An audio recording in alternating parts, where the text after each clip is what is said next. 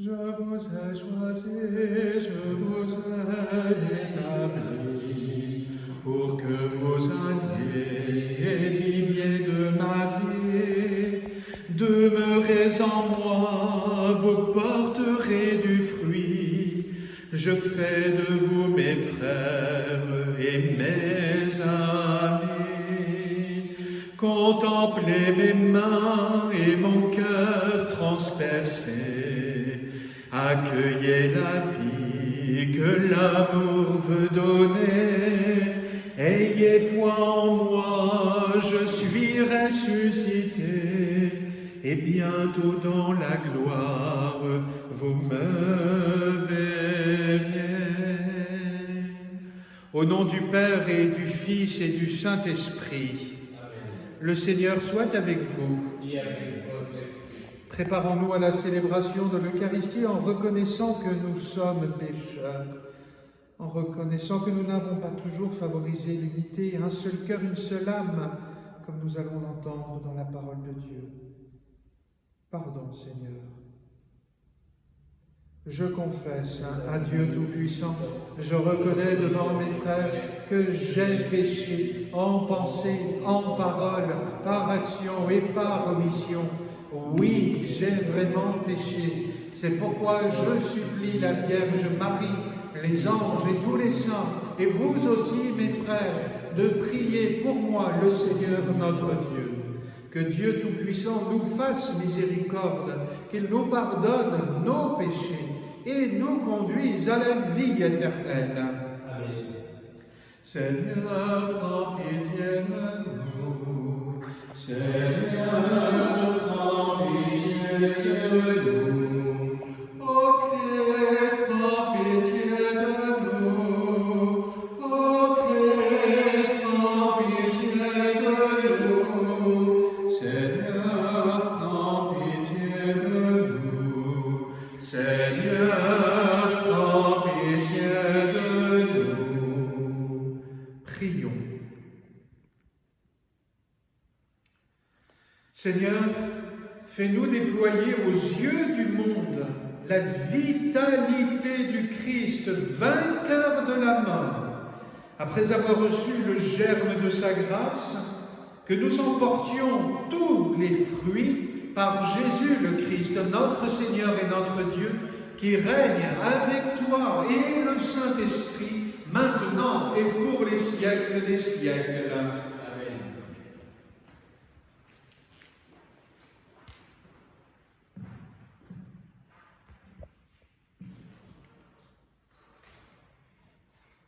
Lecture du livre des Actes des Apôtres.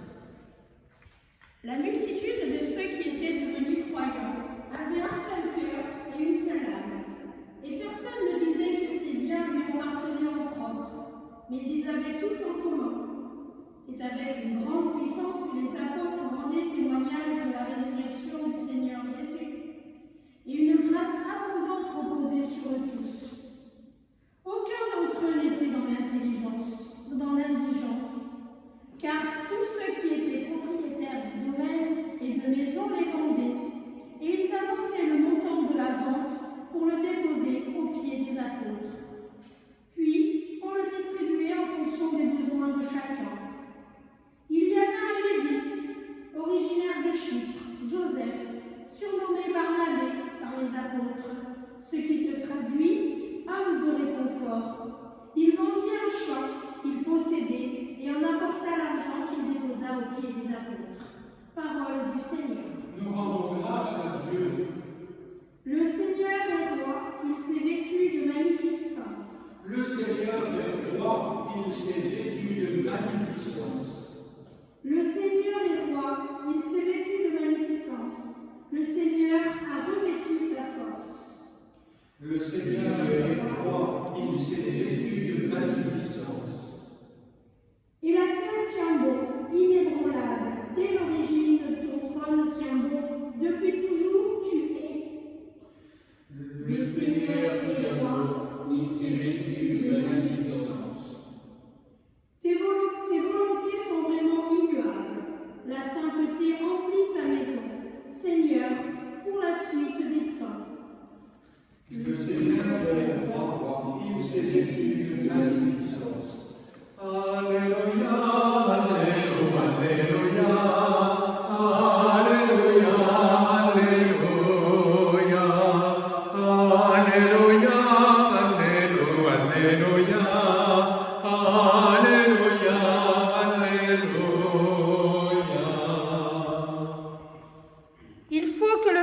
l'homme soit élevé, afin qu'en lui tout croyant ait la vie éternelle. Alléluia, Alléluia, Alléluia, Alléluia, Alléluia, Alléluia, Alléluia.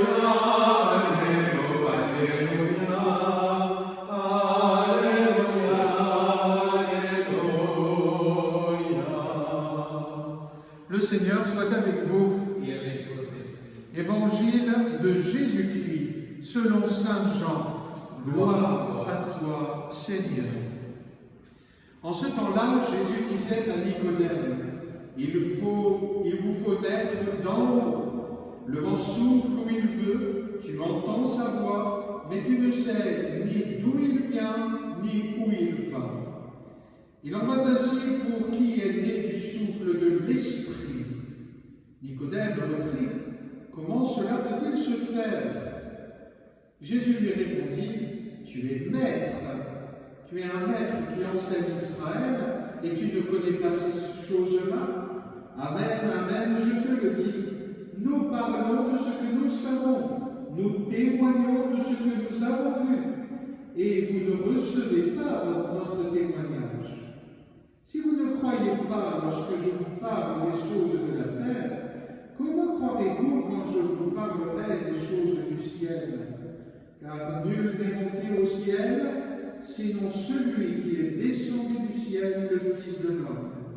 De même que le serpent de bronze fut élevé par Moïse dans le désert, ainsi faut-il que le Fils de l'homme soit élevé, afin que qu'en lui, tout homme qui croit ait la vie éternelle.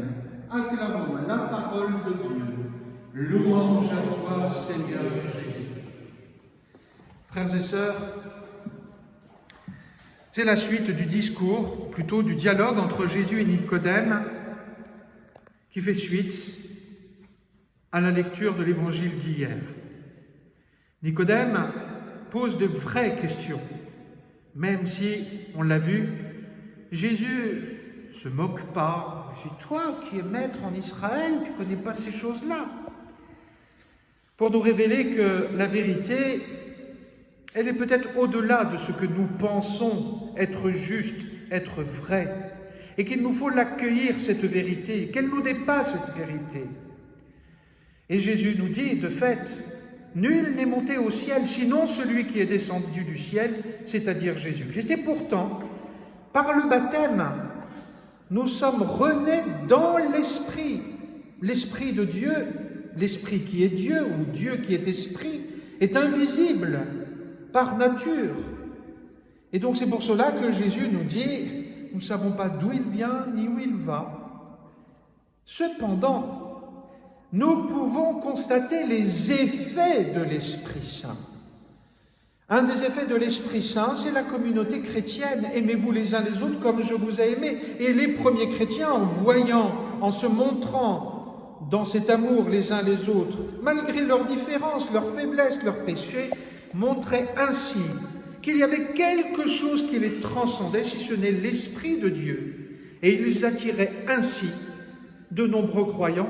C'est ce que nous retrouvons dans la lecture des Actes des Apôtres. Car, vous l'avez constaté, depuis quelques jours déjà, nous lisons l'histoire des premiers chrétiens avec les apôtres, dans les Actes des Apôtres. Un livre que je vous conseille de lire ou de relire. Pourquoi? Puisque c'est la première communauté chrétienne. Et que c'est un exemple pour nous chrétiens en ce 21e siècle. Non pas un exemple de mimétisme, comme l'auraient fait certains, mais on peut se servir de cette histoire des premiers chrétiens comme une inspiration pour nos propres communautés chrétiennes, qu'elles soient paroissiales, qu'elles soient familiales, car comme nous le rappelle le Concile Vatican II, la famille est l'église domestique. Mais une église où des chrétiens qui se replient sur eux-mêmes et qui se montrent tels quels, il y a quelque chose qui ne va pas. Vous l'avez peut-être constaté, moi en tous les cas je l'ai vécu, surtout au catéchisme, lorsque j'attire l'attention et que je montre une direction, tout le monde se dirige ou tout du moins, le regard se dirige vers ce que je montre. Eh bien, le chrétien, la communauté chrétienne, doit attirer non pas son attention sur elle-même, mais sur le Christ. Voilà pourquoi le Christ dit tout simplement que le Christ est élevé au ciel. Il faut que le Fils de l'homme soit élevé afin qu'en lui tout homme qui croit ait la vie éternelle. Alors, demandons au Seigneur, en ce temps de Pâques, où nous sommes invités à témoigner de la résurrection, de revivre cette foi en la résurrection dans nos communautés chrétiennes, avec, je le répète, nos faiblesses, nos histoires, nos péchés, parfois même nos conflits d'intérêts, mais pour témoigner de ce qui nous dépasse, c'est-à-dire Jésus ressuscité, afin que nous soyons vraiment un seul cœur et une seule âme.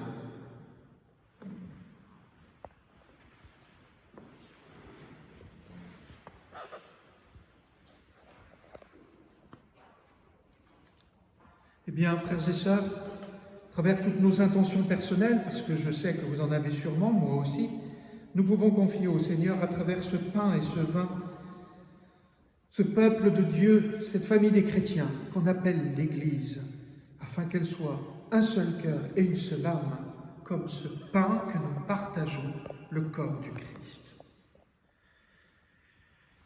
Tu es béni, Dieu de l'univers, toi qui nous donnes ce pain, fruit de la terre et du travail des hommes, nous te le présentons, il deviendra le pain de la vie. Béni soit Dieu maintenant et toujours.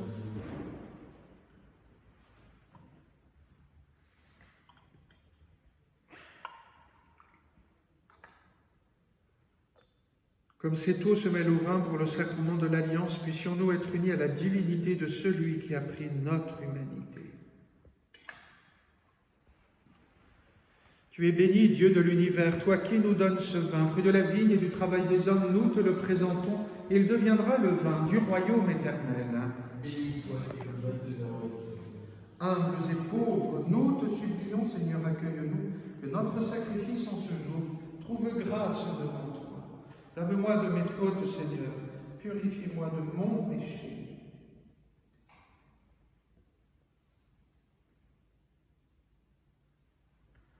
Prions ensemble au moment d'offrir le sacrifice de toute l'Église pour la gloire de Dieu et le salut du monde. Donne-nous, Seigneur, de te rendre grâce toujours par ces mystères de Pâques. Il continue en nous ton œuvre de rédemption, qu'il nous soit une source intarissable de joie par Jésus le Christ, notre Seigneur. Amen. Le Seigneur soit avec vous. Et avec votre esprit. Élevons notre cœur. Nous le tournons vers le Seigneur. Rendons grâce au Seigneur notre Dieu. Cela est juste et bon. Vraiment, il est juste et bon de te glorifier, Seigneur, en tout temps, mais plus encore en ces jours où le Christ, notre Pâque, a été immolé. En détruisant un monde déchu, il fait une création nouvelle. Et c'est de lui que nous tenons désormais la vie qu'il possède en plénitude. C'est pourquoi le peuple des baptisés, rayonnant de la joie pascale, exulte par toute la terre, tandis que les anges dans le ciel chantent sans fin l'hymne de ta gloire. Saint, Saint, Saint, le Seigneur Dieu de l'univers, le ciel et la terre sont remplis de ta gloire. Hosanna au plus haut des cieux. Béni soit celui qui vient au nom du Seigneur. Hosanna au plus haut des cieux. Toi, tu es vraiment saint, Dieu de l'univers, et toute la création proclame ta louange, car c'est toi qui donnes la vie, c'est toi qui sanctifies toutes choses, par ton Fils Jésus-Christ notre Seigneur, avec la puissance de l'Esprit Saint. Et tu ne cesses de rassembler ton peuple, afin qu'il te présente partout dans le monde une offrande pure. C'est pourquoi nous voici rassemblés devant toi et dans la communion de toute l'Église. Nous célébrons le jour très saint où ressuscita selon la chair notre Seigneur Jésus-Christ. Par lui que tu as élevé à ta droite, Dieu Tout-Puissant, nous te supplions de consacrer toi-même les offrandes que nous apportons. Sanctifie-les par ton esprit pour qu'elles deviennent le corps et le sang de ton Fils Jésus-Christ notre Seigneur, qui nous a dit de célébrer ce mystère. La nuit même où il fut livré, il prit le pain, En te rendant grâce, il le bénit, il le rompit et le donna à ses disciples en disant, « Prenez et mangez-en tous. Ceci est mon corps, livré pour vous. »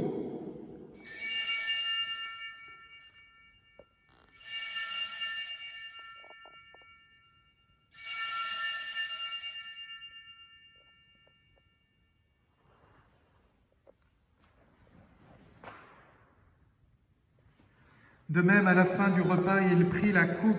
De nouveau, il rendit grâce et la donna à ses disciples en disant, « Prenez et buvez-en tous, car ceci est la coupe de mon sang, le sang de l'alliance nouvelle et éternelle, qui sera versé pour vous et pour la multitude en rémission des péchés. Vous ferez cela en mémoire de moi. »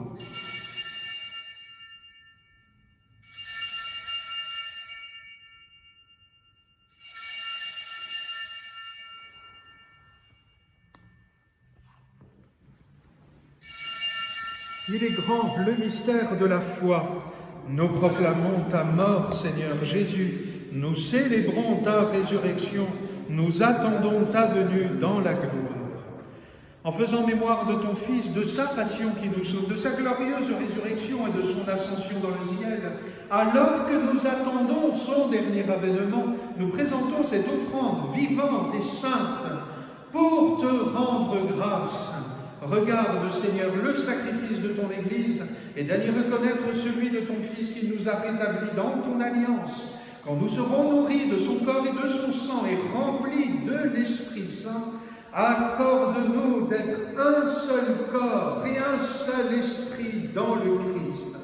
Que l'Esprit Saint fasse de nous une éternelle offrande à ta gloire pour que nous obtenions un jour les biens du monde à venir auprès de la Vierge Marie, la bienheureuse Mère de Dieu, avec Saint Joseph son époux, avec les apôtres, les martyrs, saintes dévotes et tous les saints qui ne cessent d'intercéder pour nous. Et maintenant nous te supplions, Seigneur, par le sacrifice qui nous réconcilie avec toi, étends au monde entier le salut et la paix. Affermis la foi et la charité de ton Église au long de son chemin sur la terre. Veille sur ton serviteur, le pape François et notre évêque Dominique Marie, l'ensemble des évêques, les prêtres, les diacres et tout le peuple des rachetés. Écoute les prières de ta famille assemblée devant toi et ramène à toi, Père très aimant, tous tes enfants dispersés. Pour Caterina, notre sœur, pour nos frères défunts, pour les hommes qui ont quitté ce monde et dont tu connais la droiture, nous te prions, reçois-les dans ton royaume, où nous espérons être comblés de ta grâce, tous ensemble et pour l'éternité, par le Christ notre Seigneur, par qui tu donnes au monde toute grâce et tout bien. Par lui, avec lui et en lui, à toi, Dieu le Père Tout-Puissant, dans l'unité du Saint-Esprit, tout honneur et toute gloire pour les siècles des siècles. Le mot Église vient du grec ou latin « ecclesia », qui veut dire « rassembler »,« rassembler ». Nous sommes donc rassemblés en esprit, mais en réalité, rassemblés dans le même esprit, alors unis. Dans ce même amour fraternel, nous pouvons dire avec confiance la prière que nous avons reçue du Sauveur. Notre Père qui es aux cieux, que ton nom soit sanctifié, que ton règne vienne, que ta volonté soit faite sur la terre comme au ciel. Donne-nous aujourd'hui notre pain de ce jour. Pardonne-nous nos offenses, comme nous pardonnons aussi à ceux qui nous ont offensés.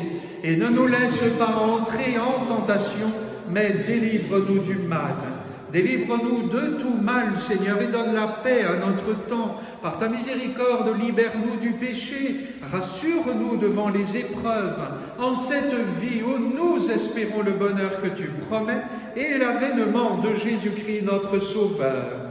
Car c'est à toi qu'appartiennent le règne, la puissance et la gloire pour les siècles des siècles. Seigneur Jésus-Christ, tu as dit à tes apôtres, je vous laisse la paix, je vous donne ma paix. Ne regarde pas nos péchés, mais la foi de ton Église. Pour que ta volonté s'accomplisse, donne-lui toujours cette paix et conduis-la vers l'unité parfaite, toi qui règnes pour les siècles des siècles. Amen. Que la paix du Seigneur soit toujours avec vous. Et avec votre esprit. Agneau de Dieu, qui enlève le péché du monde, prends pitié de nous. Agneau de Dieu, qui enlève le péché du monde, prends pitié de nous. Agneau de Dieu, qui enlève le péché du monde, donne-nous la paix. Seigneur Jésus-Christ, Fils du Dieu vivant, selon la volonté du Père, avec la puissance du Saint-Esprit, tu as donné par ta mort la vie au monde, que ton corps et ton sang me délivrent de mes péchés et de tout mal, et que je demeure fidèle à tes commandements, et que jamais je ne sois séparé de toi. Heureux les invités au repas du Seigneur. Voici l'agneau de Dieu qui enlève le péché du monde. Seigneur, je ne suis pas digne de te recevoir, mais dis seulement une parole et je serai guéri.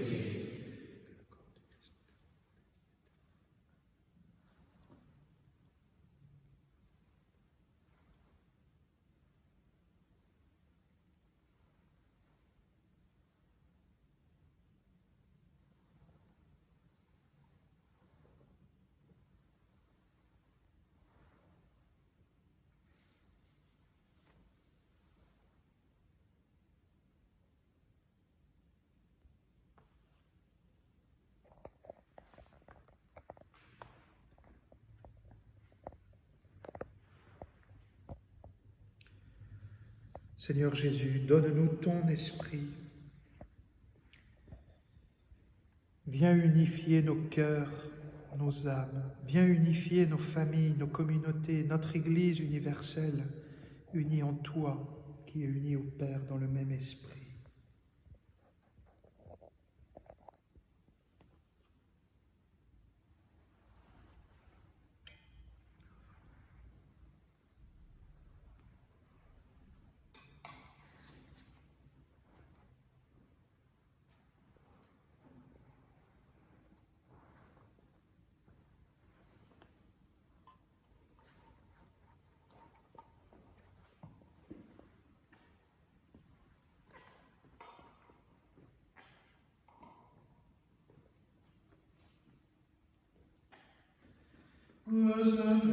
Esprit de puissance et de paix, soyez mes témoins, pour vous j'ai tout donné. Perdez votre vie, livrez-vous sans compter, vous serez mes disciples, mes bien-aimés. Consolez mon peuple, je suis son berger, donnez-lui la joie dont je vous ai comblé.